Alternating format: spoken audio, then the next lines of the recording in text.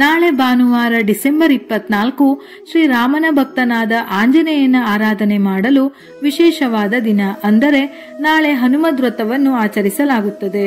ಹನುಮದ್ ವ್ರತವನ್ನು ಮಾರ್ಗಶಿರ ಶುದ್ಧ ತ್ರಯೋದಶಿ ಎಂದು ಆಚರಿಸಲಾಗುತ್ತದೆ. ಆದರೆ ಕೆಲವರು ಗೊಂದಲದಿಂದ ಈ ದಿನವನ್ನು ಹನುಮ ಜಯಂತಿ ಎಂದು ಕರೆಯುತ್ತಾರೆ. ಇದು ತಪ್ಪು. ಹನುಮ ಜಯಂತಿ ಆಚರಣೆ ಚೈತ್ರ ಶುದ್ಧ ಹುಣ್ಣಿಮೆಯಂದು ಹನುಮಂತ ಅವತರಿಸಿದ ದಿನವಾದರೆ ಮಾರ್ಗಶಿರ ಶುದ್ಧ ತ್ರಯೋದಶಿಯಂದು ಹನುಮದ್ ವ್ರತವನ್ನು ಬ್ರಹ್ಮದೇವರ ಆದೇಶದಂತೆ ದೇವತೆಗಳು ಆಚರಿಸಿ ಪ್ರಖ್ಯಾತಗೊಳಿಸಿದ್ದಾರೆ. ಈ ದಿನ ಯಾಕೆ ಹನುಮದ್ ವ್ರತ ಆಚರಿಸಬೇಕು ಅಂದರೆ ಹನುಮಂತನು ಅಶೋಕವನದಲ್ಲಿರುವ ಸೀತಾಮಾತೆಯನ್ನು ಭೇಟಿ ಮಾಡಿದ ಈ ದಿನವೇ ಮಾರ್ಗಶಿರ ಶುಕ್ಲ ತ್ರಯೋದಶಿ ದಿನ. ಹನುಮದ್ ವ್ರತ ಕಥೆಯನ್ನು ಭವಿಷ್ಯೋತ್ತರ ಪುರಾಣದಲ್ಲಿ ವಿವರಿಸಿದ್ದಾರೆ. ಒಮ್ಮೆ ಪಾಂಡವರು ಕೌರವರ ದುರಾಸೆ ಮತ್ತು ವಂಚನೆಯಿಂದ 12 ವರ್ಷಗಳ ವನವಾಸ ನಿಮಿತ್ತ ದ್ವೈತವನದಲ್ಲಿದ್ದಾಗ ಅಲ್ಲಿಗೆ ವೇದವ್ಯಾಸರು ಬಂದರು. ಬಂದ ದೇವಶ್ರೇಷ್ಠನನ್ನು ಧರ್ಮರಾಜನು ಷೋಡಶೋಪಚಾರದಿಂದ ಪೂಜಿಸಿದನು. ಪಾಂಡವರ ಯೋಗಕ್ಷೇಮ ವಿಚಾರಿಸಿದ ವೇದವ್ಯಾಸರು ಅವರಿಗೆ ಹಲವು ಉತ್ತಮ ಉಪದೇಶ ನೀಡಿ, ನಿಮಗೆ ಒಂದು ವಿಶಿಷ್ಟ ವ್ರತವನ್ನು ಹೇಳುತ್ತೇನೆ. ಬಹಳ ಶ್ರೇಷ್ಠವೂ ಫಲದಾಯಕವೂ ಆದ ವ್ರತವೊಂದಿದೆ. ಅದರ ಆಚರಣೆಯಿಂದ ನಿಮ್ಮ ಕಷ್ಟಗಳೆಲ್ಲ ಪರಿಹಾರವಾಗಿ ನಷ್ಟವಾದ ರಾಜ್ಯವು ಪುನರ್ಪ್ರಾಪ್ತಿಯಾಗುತ್ತದೆ ಎಂದರು. ಆಗ ಧರ್ಮರಾಜನು ವ್ರತದ ವಿವರವನ್ನು ಸಂಪೂರ್ಣವಾಗಿ ಕೇಳುತ್ತಾನೆ. ಆಗ ವೇದವ್ಯಾಸರು, ಈ ವ್ರತದ ಹೆಸರು ಹನುಮದ್ ವ್ರತ. ಇದನ್ನು ಮಾರ್ಗಶಿರ ಶುದ್ಧ ತ್ರಯೋದಶಿ ದಿನ ಆಚರಿಸಬೇಕು. ಇದರ ದೇವತೆ ವಾಯುವಿನ ಅವತಾರವಾದ ಹನುಮಂತ ದೇವರು. ಭಕ್ತಿ ಶ್ರದ್ಧೆಯಿಂದ ಹನುಮಂತ ದೇವರನ್ನು ಉಪಾಸನೆ ಮಾಡಬೇಕು. ಹಿಂದೆ ಈ ವ್ರತವನ್ನು ಶ್ರೀರಾಮಚಂದ್ರನೇ ಮಾಡಿ ತನ್ನ ಭಕ್ತನ ಅನುಗ್ರಹಿಸಿದ್ದ ಎಂದರು. ಒಮ್ಮೆ ಹನುಮಂತ ದೇವರು ಸೂರ್ಯನಿಗೆ ರಾಹುಗ್ರಹಣವಾದ ಸಂದರ್ಭದಲ್ಲಿ ಮೇಲೆ ಹಾರಿದಾಗ ಸ್ವರ್ಗಾಧಿಪತಿಯು ಸೂರ್ಯನನ್ನು ಹನುಮಂತ ಹಿಡಿಯಬಹುದೆಂದು ಭಾವಿಸಿ ವಜ್ರಾಯುಧ ಪ್ರಹಾರ ಮಾಡಿದಾಗ ಹನುಮಂತ ಲೋಕರೀತ್ಯ ಪೆಟ್ಟಾದವನಂತೆ ಕೆಳಗೆ ಬಿದ್ದನು. ಆಗ ವಾಯುದೇವರು ಹನುಮಂತನನ್ನು ಕರೆದುಕೊಂಡು ಒಂದು ಗುಹೆಗೆ ಪ್ರವೇಶಿಸಿದರು. ಇದರಿಂದ ಪ್ರಪಂಚವೆಲ್ಲ ಉಸಿರಾಟದ ತೊಂದರೆಗೊಳಗಾಯಿತು.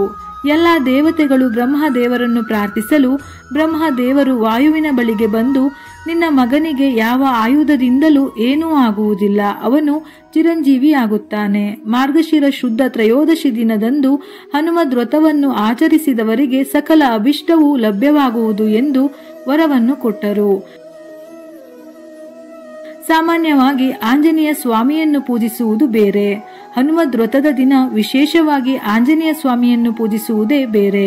ಹನುಮದ್ ವ್ರತದ ದಿನ ಬಾಳೆಗಿಡದ ಮುಂದೆ ಆಂಜನೇಯ ಸ್ವಾಮಿಯನ್ನು ಪೂಜಿಸಿದರೆ ಆಂಜನೇಯನ ವಿಶೇಷ ರಕ್ಷಣೆ ಇಡೀ ಕುಟುಂಬಕ್ಕೆ ಪ್ರಾಪ್ತಿಯಾಗುತ್ತದೆ. ಒಂದು ವೇಳೆ ಬಾಳೆಗಿಡ ಇಲ್ಲವೆಂದಾದರೆ ಎಲ್ಲ ಹಬ್ಬಗಳಿಗೂ ಸಾಮಾನ್ಯವಾಗಿ ಮಾರುಕಟ್ಟೆಯಲ್ಲಿ ತರುವ ಬಾಳೆಗಿಡವನ್ನು ಅಥವಾ ಬಾಳೆ ಕಂದುಗಳನ್ನು ತಂದು ಆಂಜನೇಯನ ಫೋಟೋ ಇಟ್ಟು ಶ್ರದ್ಧಾ ಭಕ್ತಿಯಿಂದ ಪೂಜಿಸಿ. ಬ್ರಹ್ಮ ಮುಹೂರ್ತದಲ್ಲಿ ಎದ್ದು ಸ್ನಾನ ಮಾಡಿ ಶುದ್ಧರಾಗಿ ಕೆಂಪು ಬಣ್ಣದಿಂದ ಅಥವಾ ಸಿಂಧೂರದಿಂದ ಅರಳಿ ಮರದ ಎಲೆಯ ಮೇಲೆ ನಿಮ್ಮ ಇಷ್ಟಾರ್ಥವನ್ನು ಬರೆದು ಹನುಮಂತನ ಪಾದಕ್ಕೆ ಅರ್ಪಿಸಿ. ಈ ದಿನ ಆಂಜನೇಯ ಸ್ವಾಮಿಗೆ 5, 11, 21, 51, 101 ಅಥವಾ 108 ವೀಳ್ಯದೆಲೆಗಳನ್ನು ತೊಳೆದು ಒಣಗಿದ ನಂತರ ವೀಳ್ಯದೆಲೆಯ ಮೇಲೆ ಕೇಸರಿಗೆ ಸ್ವಲ್ಪ ಎಳ್ಳಿನ ಎಣ್ಣೆಯನ್ನು ಬೆರೆಸಿ ಒಂದೊಂದು ಎಲೆಯ ಮೇಲೂ ಶ್ರೀರಾಮ ಎಂದು ಬರೆಯಬೇಕು. ನಂತರ ಗಂಧ ಕುಂಕುಮ ಇಡಬೇಕು. ಸಾಧ್ಯವಾದರೆ ವೀಳ್ಯದೆಲೆಗೆ ಒಂದೊಂದು ಪುಷ್ಪವನ್ನು ಸೇರಿಸಿ ಮಾಲೆಯನ್ನು ತಯಾರಿಸಿ ಸಂಕಲ್ಪ ಮಾಡಿ, ಅಂದರೆ ನಿಮ್ಮ ಕೋರಿಕೆಯನ್ನು ಹೇಳಿ ಆಂಜನೇಯ ಸ್ವಾಮಿಗೆ ಅರ್ಪಿಸಬೇಕು.